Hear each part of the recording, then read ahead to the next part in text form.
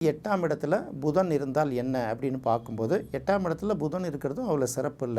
நிறைய பேர் என்ன சொல்லுவாங்கன்னா, மறைந்த புதன் நிறைந்த கல்வி அப்படின்னு சொல்லுவாங்க. இந்த இடத்துல நிறைந்த கல்விங்கிறது பட்டப்படிப்பா அவங்க படித்து வாங்கக்கூடிய படிப்பா அப்படிங்கிறத பார்க்குறத விட, மறைபொருள்கள் அவர்கள் நிறைய தெரிஞ்சு வச்சுருக்காங்கல்ல. அவங்க 7ஆம் கிளாஸ் 8ஆம் கிளாஸ் தான் படிச்சிருப்பாங்க. ஆனால் என்ன மூலிகைங்கிறத அவங்க கரெக்டாக கண்டுபிடிப்பாங்க. என்ன தேடுவாங்களோ தெரியாது. என்ன உடம்புக்கு பிரச்சனையோ அதை கொண்டு வந்து கொடுப்பாங்கன்னு சொல்கிறாங்கல்ல. பல்வேறு விஷயங்களுக்கான தீர்வுகளை அவர்கள் தெரிஞ்சு வச்சுருப்பாங்க. அதே சமயத்தில் பார்த்திங்கன்னா, அந்த கணவன் மனைவிக்குள்ள அந்த இணக்கமான உறவுகள் பெரிய அளவுக்கு இருக்காது. இன்னொரு பக்கம் பார்க்கும்போது இந்த வரவு செலவு கணக்குகள் அப்படின்னு சொல்கிறாங்க.